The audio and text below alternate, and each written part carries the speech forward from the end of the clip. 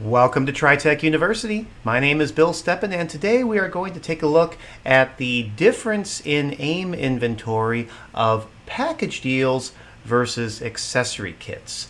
A lot of times during a training session or in a call into technical support, the question gets raised of what is the difference? Why do we have both what we would call a package deal and an accessory kit? And today we are going to focus on what the differences are between each of them and how you might employ one or the other or even both of them to maintain even more close control of your inventory in your system. But as always, before we jump into that, just a few housekeeping rules. So if this is your first live stream here at TriTech University, welcome. We're happy to have you. Use the chat tab over there on the side to be able to log in and ask any questions that you have regarding today's content.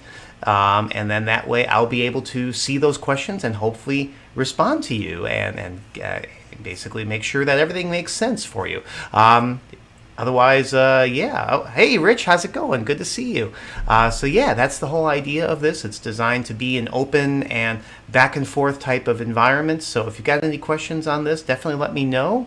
If you see someone ask a question and you happen to want to chime in and say, well, this is how we use it at our place, then feel free to do so. It's kind of the open conversation dialogue idea. So yeah, with that in mind, let's go ahead and switch over to my TriTech screen here. So first and foremost, what is a package deal and what is an accessory kit? Well, hopefully you already have the idea of inventory in general with AIM to kind of carry on from there. If you haven't, then by all means, I would encourage you to check out our tutorials on just inventory and basics. But otherwise, I'm going to assume that everyone here at least has that general knowledge of what we're talking about when we talk about accessories versus serialized and so on and so forth. Now, a package deal, let's get started with that, because that's probably the simpler of the two options here when we talk about grouping inventory. That's basically the idea of what these two things do, is they group inventory together for easy point of sale. Now the main difference is a package deal, if we come underneath here to maintenance and inventory to package deals, a package deal SKU is one that you create all of your own account. So basically you can see here there's when we come into to add to the package deal menu, we give it a SKU. We also assign whether that package deal is going to be best suited for short-term rentals or for sales invoices / long-term rentals. What's the difference between the two? Well, we'll kind of carry on with that as we go. Now the whole idea with this is that when you put in this SKU, let's just call this let's see, package. We'll just call it something simple like that, just to kind of give it a basic idea here. And then in the description, you can call this whatever we want. Let's just call this group of inventory. Typically, that would be something that you would want to have that shows up at point of sale when you are scanning or otherwise putting in this package deal. And then it'll basically give this description on the point of sale receipt. As far as that receipt goes, right below that you can kind of see, hopefully you can see this. If not, you may want to make the window be full screen. There's a little icon down at the bottom right to explode this and make it take up your whole window. The receipt format, you've got a couple of options there. You can either show the line items and the total price for the package. You can also choose the option of show the line items with the price for each item. Or you could show just the package only with no line items. So basically, how much visibility do you want your customers to see on the receipt when you add this package to the transaction? This is the option here of show line items and total price. Basically shows the individual SKUs that make up the package, but not the individual prices, just the total package price. The show line items with price for each item shows what the normal price point is for basically each individual item that makes up the package. And then the option here of show package only is basically the least transparency. It basically says, okay, this is what they bought. It doesn't necessarily indicate what that package is composed of. Now, Once you've kind of gotten past this point here, down below where we see this little table, we can use this add button down here to then add line items that make up this package. So in this case, we can choose either inventory or non-inventory. If we leave it as inventory, we would put in the model or SKU, and then that would automatically pop up with the category and subcategory and description. Let's put in good old RT14, and we can see it comes up here as premium valve oil. And then I can say that this package consists of 2 of those, and I'm going to actually override the normal selling price here. We're going to, instead of it being the $3.95, let's say it's $3.75. Then we can save that, and as you can see, we added that to the package. And by adding that, it's now adding up the total amount of our total package deal. We can then add another one, and let's say maybe we're also going to add in an RT15, no, RT51, what's the other RT? Is it RT16? RT and F6. Let's just go ahead and do a search. Because I don't remember the other RTs that I have in my inventory. RT10, that's what I was thinking of. So we'll go ahead and add in a bottle of Mighty Fresh as well. Maybe we're going to make this be $2.45, and we'll save that. We can see now we're up to a total of $9.95. And let's also go ahead and throw in a non-inventory category here. So then we'll say that this is going to include a $5 gift certificate, so a quantity of 1 and an amount of $5, and we'll save that. So $14.95, they get 2 bottles of valve oil, 1 bottle of Mighty Fresh, and a $5 gift certificate, all for the total of $14.95. And we can save that, and that is now existing as a package deal. Now, that's kind of the idea of a package deal, is now when we go to point of sale, let's just hop into a quick sale here and put in our package.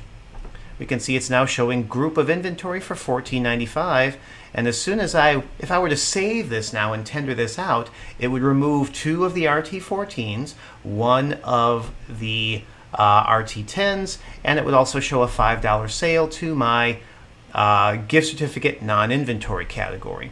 Basically, the idea behind a package deal is it only affects inventory at the time of point of sale. So you could still go ahead and sell the RT14s individually, the RT10s individually, the gift certificates individually.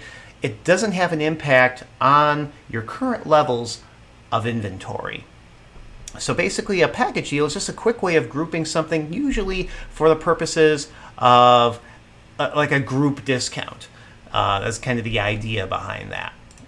And the same thing would hold true if this were, instead of a sales item, if this were a short-term rental item. You might notice that the amounts up here go away because technically no longer are we too concerned about what we're selling them for. Instead, we would go ahead and we would ultimately, if we were going to put this in for the purposes of renting this out, we would then come over here to the rental rates, where we would then set up a rate table, and ultimately we would then come in and add that package deal to this rate table so that it would then show the easy output of all of those line items into a rental. Now, of course, typically in a case of a short-term rental, we wouldn't be renting any non-inventory items because that just really doesn't make sense. But for those of you who are out there wondering, well, what are the benefits of this kind of idea?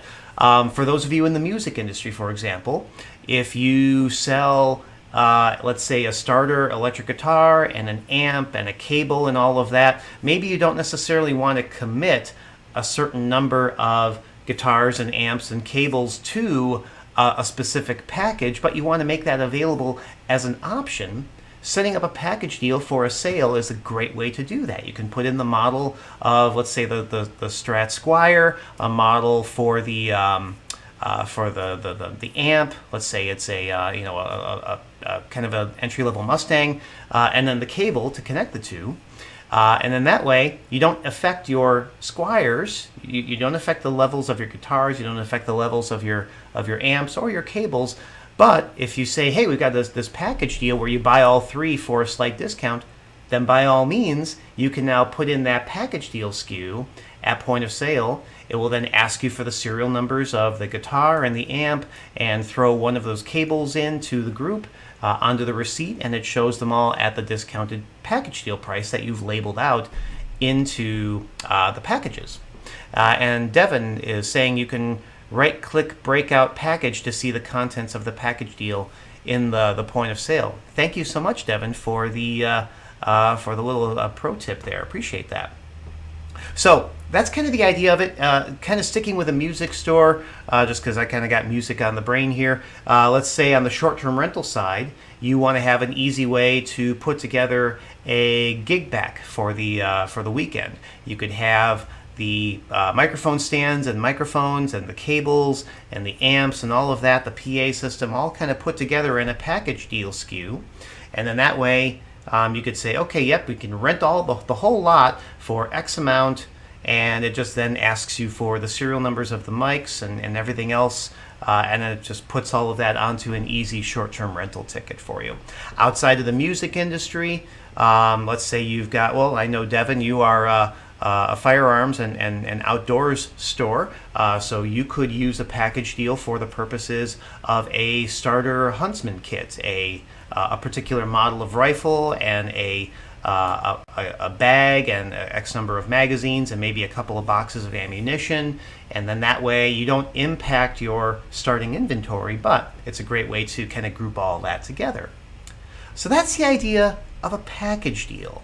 Now, I want to take that idea and kind of flip it on its head, if you will, and let's talk a little bit about accessory kits.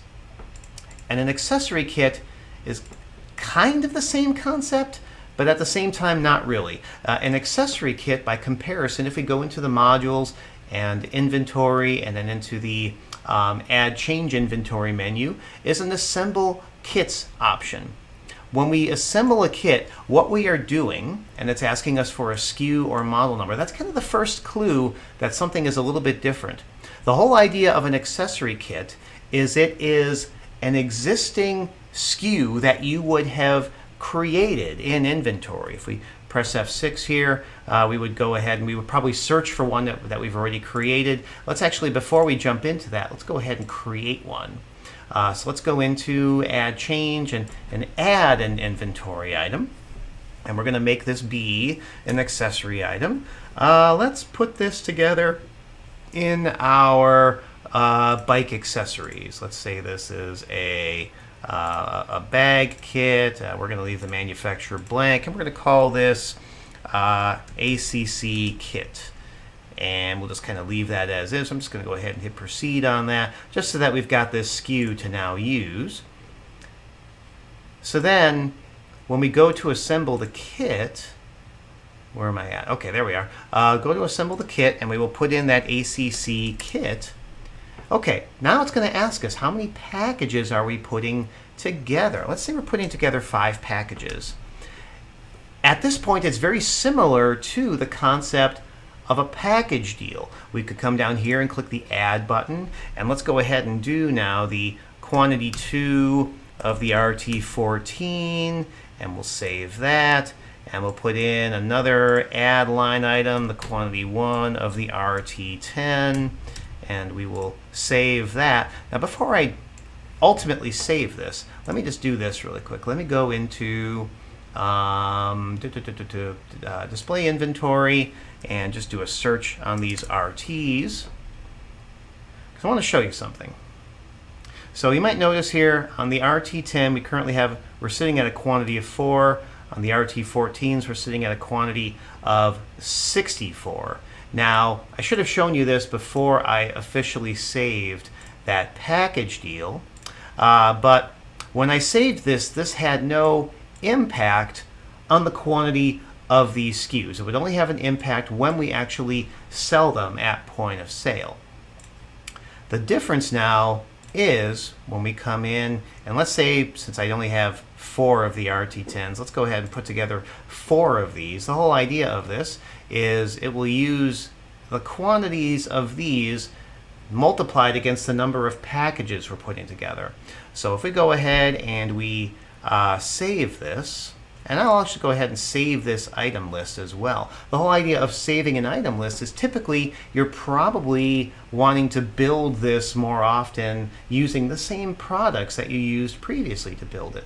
So by clicking that, we can then go ahead and when we save this, and we now go back and take a look at that inventory, RT, it's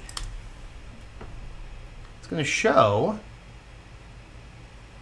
we're now sitting at 0 of the RT10s and 56 of the RT14s. That's because technically it drew 4 of the RT10s and 8 of the RT14s to put those packages together.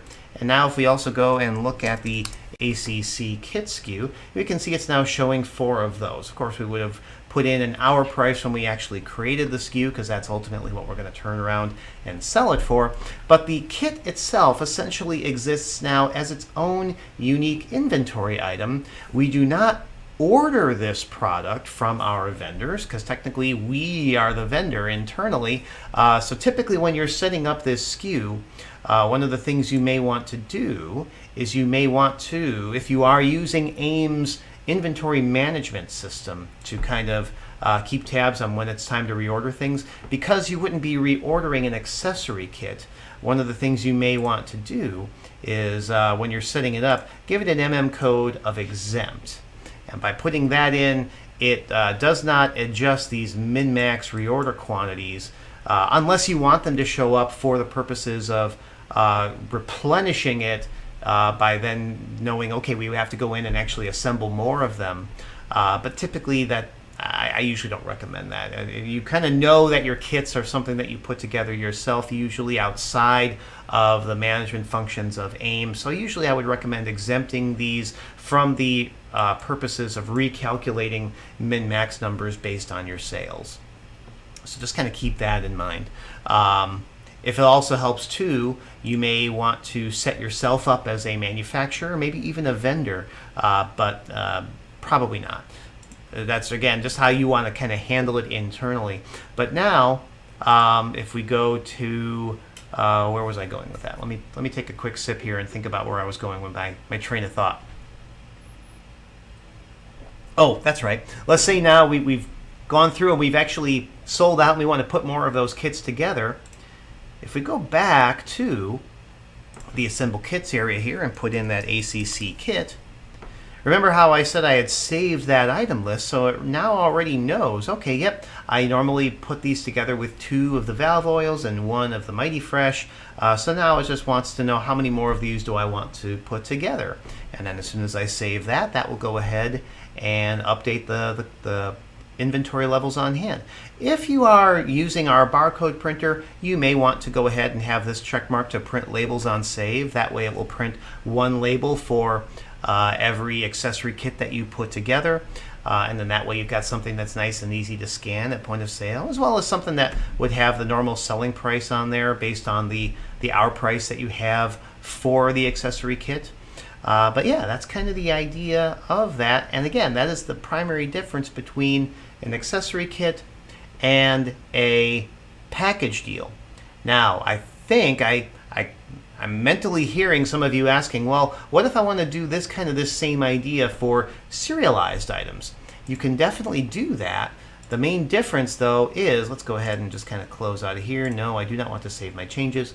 If we go back to that menu, you'll notice there is an option to do what's called creating a new serial number. And if we take a look at create new serial number, it's going to ask us for selecting a serialized SKU, and we can then go ahead and select one of these to kind of use. Kind of the same idea exists here. You would typically have a serialized SKU for the purposes of essentially putting together a new serialized item. Let's just pretend that for the purposes of our time here, that it's going to be one of these Dave Mustaine guitars. And you can kind of see it brings up a very similar screen here where we can then put in the serial number that we're putting together, and then we can adjust the price and put in whether it's new, used, or refurbished. And then we can use the fields down here to add in not only accessories, but also individual other serialized items that we want to put together for this new serial number.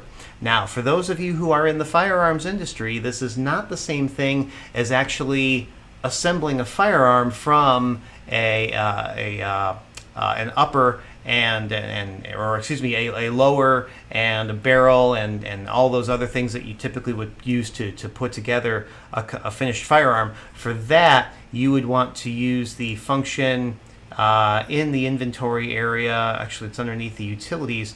In my system, it's called transfer serial. In an actual dedicated firearms platform, that would be called build firearm. Essentially, what you're doing is you're transferring the serial number from your lower receivers listing to your finished or manufactured, let's say, rifle or shotgun or whatever category item. It's not actually a new serial, it's the same serial. You're just transferring it from one category to another, and by extension, you are transferring it in your bound book from a lower receiver to a finished manufactured firearm. So that is the main difference. Otherwise, the transfer serial number is actually very similar in respects to this create new serial number. In fact, let me show you that just as kind of a little bonus here for our purposes. If we go back to that function and go to transfer serial, and this is where you would select the SKU that you are essentially assembling. So you would have a SKU or a serialized SKU for the firearm that you're putting together. Let's say it's one of these Smith & Wesson 500s. And it would ask for the serial number. Now notice this does not say new serial number. You would put in the serial number of your lower receiver, which would then pull it from wherever it currently resides. And then, if necessary, you can add in other line items like your upper receiver, your stock, your trigger, your scopes, anything else that you're using to essentially assemble together your manufactured item. And again, if this is something that is kind of the formula for building one of these, you could use the save item list to put all that together. So a little bit of a pro tip there. I didn't expect to kind of get into that, but Devin, you reminded me that not everyone here, well, actually there might be some here that are in the firearms industry, and so therefore you might be looking for this type of function. So I might actually put that in the in the liner notes for the finished listing in the recent live stream, so that way you can find it on a search. So that's the idea of what we were talking about today. So package deals, again, just in summary, package deals are just basically a group of inventory, of SKUs in your inventory and potentially non-inventory that do not officially impact the inventory levels until the time of point of sale. If you do put a serialized model in the package deal SKU, it will ask you for the serial number at the time of point of sale. I think I did mention that during my presentation here. An accessory kit is something that immediately impacts the quantity. So in other words, you are essentially taking items and you are saying, okay, I'm taking these 3 items, random assortment of junk here on my desk, and now I'm putting these together as a brand new item. I can no longer sell these individually because I have basically said I have taken those out of inventory. They now exist as an accessory kit.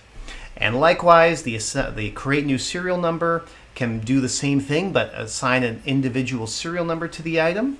And the transfer serial, for those of you in the firearms industry, you can take a lower serial number and essentially transfer it to a different category, both internally, your system, from lower receivers to finished rifles or shotguns or handguns, and also for your bound book purposes. So let me know if you have any questions.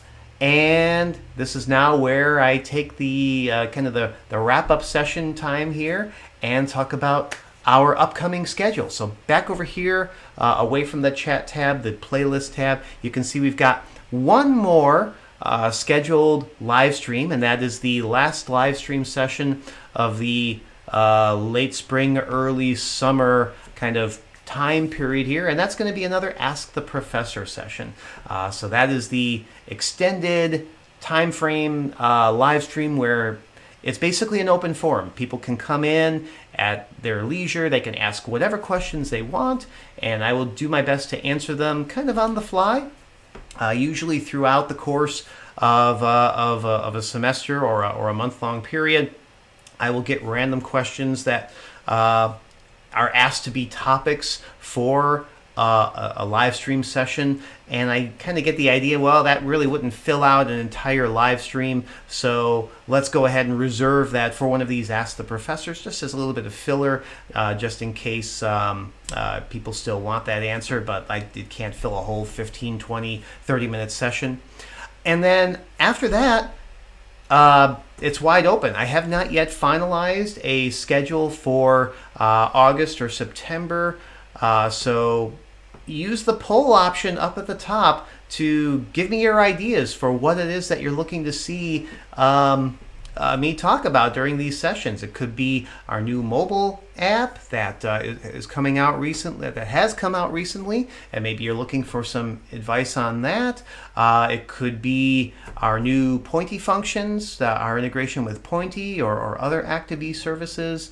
Let me know what you're interested in, and I'll do my best to accommodate. It might even be something that's not so objective as covering a module. Maybe you're looking more for a session on, well, how do I best monetize this part of my business with the help of the AIM software? I've done sessions on that like that similar in the past, and I'm more than happy to do that, especially because I feel really sessions like that are really geared toward these types of live stream environments, as opposed to just me kind of walking you through a function of the software or not.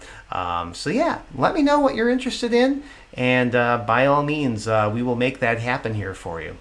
Otherwise, I don't see any other questions coming in, so why don't we go ahead and wrap up today. Again, thank you so much for attending these live streams. I do not take that for granted. I'm doing my best to maximize your time as well as ours here. So let me know if there's anything else I can do for you. You can drop me a line at training@tritechretail.com. Or if there's anything else we can do, just give us a call. We're more than happy to help out any way that we can. Thank you so much for all of your attention, and we look forward to seeing you at some point here soon. Take care.